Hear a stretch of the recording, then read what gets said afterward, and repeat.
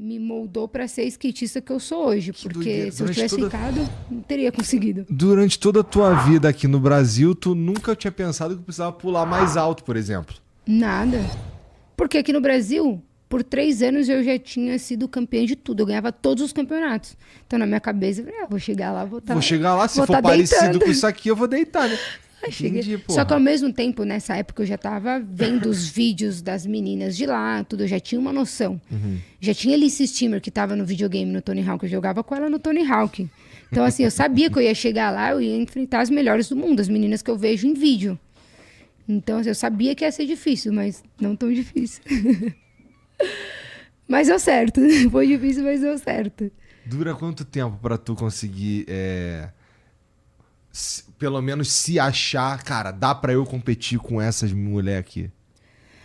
Uma base, assim, eu cheguei em 2007 lá. Meu primeiro ouro foi 2013.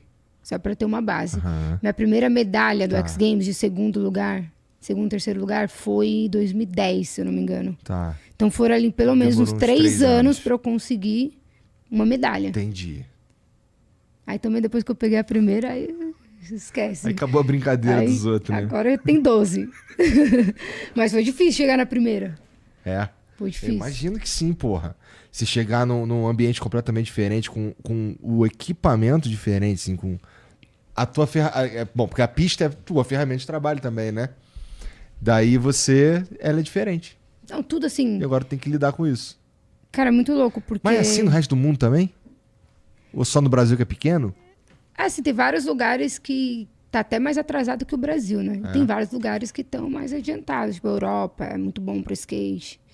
Mas assim, é muito louco porque até o tênis fazia diferente. O tênis, o shape, que é a madeira, o truque. Tudo que a gente usava aqui no Brasil, lá eram as coisas assim, shape de maple, a melhor madeira que tinha aqui. A gente andava com... A madeira era quase da grossura dessa mesa. Então, assim, tudo ajudou muito, assim, desde tênis até o shape do skate. Roda, rolamento. E quando eu cheguei lá, era tudo, as pistas de skate eram perfeitas, eram as ruas, para andar na rua, escolas, a gente sempre andou muito em escola. Que lá aqui a escola é mais fechada, mas nos Estados Unidos as escolas têm muita escada, corrimão. Então a gente treinou muito na rua. Mas foi assim... Como é que os caras olhavam pros skatistas lá? O que tu sentia? Que pra eles era absolutamente normal? Eu fui pra Califórnia, né? Califórnia é o lugar do skate surf, né? Então, assim, é óbvio que hoje em dia melhorou bastante, mas na época já era muito mais bem aceito do que aqui no Brasil. Mas foi assim, foi tenso, porque imagina, eu tinha 14 anos, não falava inglês. Eu fui sozinha. Minha família toda ficaram aqui no Brasil. E aqui no Brasil eu não ia nem até a pista de skate sozinha. E lá eu tava sozinha. Eu tinha que lavar minha própria roupa, cozinhar minha própria comida. Nossa, esses primeiros 2 meses aí deve ter sido uma doideira pra tu. Foi assim, eu fui aprendendo tudo. Óbvio que eu tive gente que me ajudou, mas muita coisa era eu. Passei Natal lá, assim, minha família, sozinha. Tipo, os primeiros anos foi bem difícil, assim, até eu me adaptar, até eu aprender inglês, até eu conhecer pessoas. Foi assim, foi um começo muito difícil, mas Mas como é que tu sentia que esse era um preço que valia a pena pagar pra tu poder andar de skate? eu só queria andar de skate.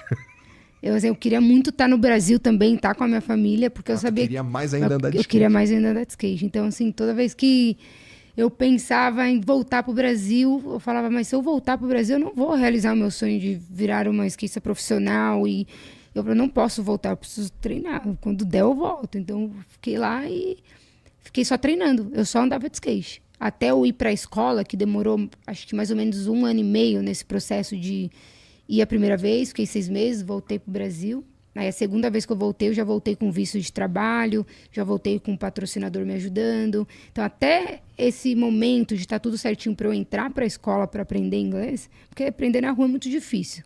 Ainda mais andando com um brasileiro, que eles estavam me ajudando, traduzindo tudo. Então, até eu ir para a escola, assim, foi um processo, foi bem difícil. Aí depois que eu fui para a escola, foi ficando mais fácil, porque eu fui aprendendo inglês, conheci várias pessoas na escola, tinha amigos que andavam de skate também, eu ia para a escola de skate, então foi ficando mais fácil. Aí com os anos foi melhorando. E aí, depois de um tempo, comecei a vir mais pro Brasil. Aí eu vinha uma vez por ano, às vezes 2, para ver minha família. Aí foi, né? Tô lá até hoje. Tá nessa até hoje, né? Tô nessa até hoje. Porra, então deve ser muito doido mesmo. O que que tem de... O que que é a parte mais legal da vida de ser skatista, cara? O que que é a parte mais legal? Ah, a parte mais legal é que eu não devo satisfação pra ninguém. Eu faço o que eu quero, eu faço a minha agenda. É óbvio que tem aquela parte, né, que a gente falou agora há pouco, do trabalho. Tem hora que vira trabalho. E o skate exige muito do corpo e várias vezes eu não queria andar de skate. Eu tava cansada, eu queria descansar e tinha que andar de skate, tinha que treinar. Como é que tu fez pra lidar com isso? A gente teve Não fiz uma. ainda, eu ainda tô nessa. Tô tentando aprender até hoje. Não, eu vou chegar nessa parte ainda. Mas, assim, para mim, a pior fase foi a fase das qualificações para as Olimpíadas. Tá. Foram 4 anos aí com a pandemia, 5 anos qualificando para as Olimpíadas. E tinha um evento atrás do outro. A gente teve muita competição. E eu tive muita lesão, quebrei o pé 2 vezes, então era toda aquela pressão de vai, não vai, e eu já era a maior medalhista do X Games, então tinha uma pressão em mim a mais, todo mundo queria ver resultado o tempo todo, e aí começou a exigir muito do meu corpo, então chegou um momento que quando eu quebrei o pé pela segunda vez, que foi 1 ano antes das Olimpíadas, eu quebrei o pé, a primeira vez, foi numa competição para as Olimpíadas, então eu quebrei o pé, perdi 2 eventos que eu não poderia perder, que eu ia perder os pontos. Então chegou no momento que eu achei que eu não ia para as Olimpíadas. E não ia fazer parte da minha história não ir para as Olimpíadas. Tipo, eu precisava ir para as Olimpíadas para minha carreira inteira foi andando de skate. Como que eu sou a mulher que tenho mais títulos no skate, até o momento tinha mais títulos Daí no o skate vira esporte olímpico? Vira esporte olímpico e eu não vou. Como assim? Tipo, isso não entrava na minha cabeça. Então, quando eu quebrei, eu fui para uma competição atrás da outra, comecei a ter alguns problemas no pé. Já tinha passado por uma cirurgia no tornozelo. Então, o pé já não tá 100%. Me recuperei. E aí, tive uma lesão no pé. Não recuperei 100%. Fui para uma competição oficial das Olimpíadas na China. Quebrei o pé na semifinal. Corri a final com o pé quebrado. E ganhei, que foi o que me salvou para entrar para as Olimpíadas. Eu corri a final com o pé quebrado. Apertei o tênis, não posso tirar o tênis, porque se eu tirasse o tênis, meu pé começava a inchar. Eu tive que ficar com tênis para correr a final, para poder conseguir os pontos para ir para as Olimpíadas. Então, foi muito louco. Aí eu voltei da China com o pé quebrado, fiquei 2 meses e meio, fiquei 1 mês e meio de bota, fazendo fisioterapia todos os dias. E aí tinha uma competição que eu também não podia perder os pontos, por mais que eu garantia esses pontos da China. Tem muitas meninas boas, eu não podia dar mole que eu podia perder os pontos. Já tinha perdido uma competição. Eu voltei antes do que o médico tinha me liberado. Eu voltei com 2 meses e meio de um pé quebrado e quebrou bastante. Então, assim, eu tinha que me recuperar mais. Voltei a treinar num dia. Aí treinei assim por umas 3 horas, estava me sentindo bem. Fui treinar o dia seguinte de novo. E já no outro dia eu já ia viajar para a competição. E aí no segundo dia de treino, quebrei o pé de novo. Eu quebrei o osso do lado. Entendi. Porque o pé ainda não estava forte, não estava pronto para ter impacto. E o skate é impacto o tempo todo. E aí quebrei o pé de novo. Aí assim que eu quebrei o pé, eu já sabia. Na hora, eu já sabia que eu tinha quebrado o pé de novo. E aí foi o momento que eu realmente achei que eu não ia conseguir para as Olimpíadas. Agora eu vou perder, acho que 2 competições. Vou perder os pontos. Acho que eu não vou conseguir. Então, assim, foi um momento muito difícil. Acho que foi um dos momentos mais difíceis da minha carreira, assim, que...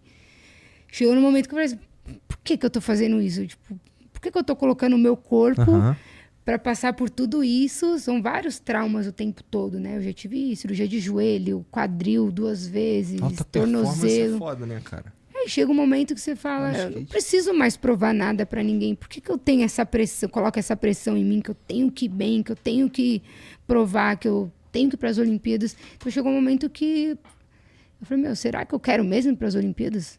Eu não tô me divertindo. Eu comecei a andar de skate porque eu amo andar de skate, porque eu me divirto andar de skate. E eu não tava me divertindo mais. Então, assim, eu saí das redes sociais, eu fiquei tipo 1 mês, não queria falar com ninguém, fiquei só cuidando do meu pé. Fiquei botinha, fazendo o que tinha que fazer. E aí fui tendo... normalmente tem uma recuperação muito boa, graças a Deus. Meu pé foi recuperando muito rápido. E aí, quando meu pé tava... para recuperar, assim, quase 100%, eu tava voltando a andar de skate, veio a pandemia. Que Para muita gente foi ruim, mas para mim foi um momento muito bom, porque eu não estava preparada ainda para ir para as Olimpíadas, para começar a competir. Então, todas as competições adiaram. Então, assim, foi um momento que eu consegui me recuperar 100%, que eu consegui ficar em casa um pouco. Foi a primeira vez em 16 anos que eu consegui ficar em casa 3 meses direto. Fiquei aqui no Brasil com a minha família. Eu não ficava 3 meses com a minha família desde os meus 13 anos de idade. Então, assim, para mim foi muito bom. Eu consegui ficar em casa, consegui me recuperar. Coisa, né? E aí deu certo, consegui classificar para as Olimpíadas e foi tudo muito bom. E aí tu conseguiu essa etapa que você achava que como assim que eu não vou, né? Porque também os caras são foda. Cheguei a pensar, como que eu não vou para as Olimpíadas? E é muita pressão, né, de todos os lados. Pois é, assim. e assim, não tem... E é foda, porque o que acontece? Tá aí mais uma vez que você... Eu acho que faz sentido que você se cobre isso mesmo. Acho pra caralho. Só que o que acontece? Quando você se cobra isso, tem uma galera que te cobra também. Essa galera não tem muito a ver com o que você é ou com o que você quer mesmo. Mas a verdade é que eles estão ligados à tua vida de certa forma, que seja de grana, seja de um jeito ou de outro, né? Tem essas expectativas aí o tempo inteiro. E, puta, chegar num momento que você percebe isso e você nem queria muito estar fazendo, deve ser de fuder a mente total, porra. Não, total. Foi assim, foi um momento que eu comecei a fazer terapia, que eu comecei a entender o que estava acontecendo na minha cabeça, porque... Tu fez terapia antes ou depois da pandemia? Eu fiz durante. Entendi. Durante a pandemia inteira, antes das Olimpíadas, durante as Olimpíadas. Talvez essa visão que você tenha hoje de a pandemia me fez bem... Chegou a essa conclusão conversando com os caras, né? Total, assim, quando é óbvio que na hora que eles anunciaram que iria adiar... Oi? Se incomoda? Não, fica à vontade. Só um tabaquinho. Eu tô na sua casa, né? Na hora que eles anunciaram, é óbvio que deu aquele frio na barriga. Será que vai acontecer mesmo? Será que eles vão cancelar? E eu já era mais velha, né? Então, se as Olimpíadas tivessem acontecido para mim quando eu tinha 18, 20 anos, seria uma outra história. Mas eu já estava nos meus 28 anos de idade. Então, assim... Como é que tu recebeu a notícia que ia ter skate agora nas Olimpíadas? Eu já tinha escutado falar, assim, uns boatos, mas não sabia de fato. E aí eu vim para as Olimpíadas, me trouxeram para as Olimpíadas do Rio, meio que sem saber o que realmente ia acontecer. E aí, nas Olimpíadas do Rio, eles anunciaram. Animal. E eu fui a pessoa que vim como representante do skate para falar sobre, né? Então, assim, eu meio que vivi uma experiência das Olimpíadas no Rio, mas só para falar sobre. Mas lá atrás, em 2014, eles convidaram alguns atletas para ir para a China. Eu fiquei 20 dias na China, fazendo apresentações todos os dias para todo o Comitê Olímpico, várias pessoas para poderem aprovar. Isso quase ninguém sabe. Porque isso aconteceu, as redes sociais não... Muito foda. Mas 2014 a gente foi para... Como é que eles recebiam essa ideia? Cara, skate? É o quê? É uns veinhos? Cara, é muito louco. Eles montaram uma pista num parque olímpico na China, meio do nada, assim, não tinha nada. Uma pista de skate muito irada, gigante. E aí, todos os dias, a gente tinha que ir fazer uma apresentação de 1 hora e ficava um monte de gente de terno e gravata assistindo. Todo mundo assistindo e olhando, aí um comentava com o outro. E a gente fazia isso 2 vezes por dia. Todos os dias, a gente fez por 10 dias. E aí, os outros 10 eu fiquei lá fazendo outras coisas, gravando conteúdo e tal. Mas foram poucos atletas que eles convidaram. Que maneiro. E eu era uma delas. Deu certo. Deu certo. Depois deu certo. A gente fez...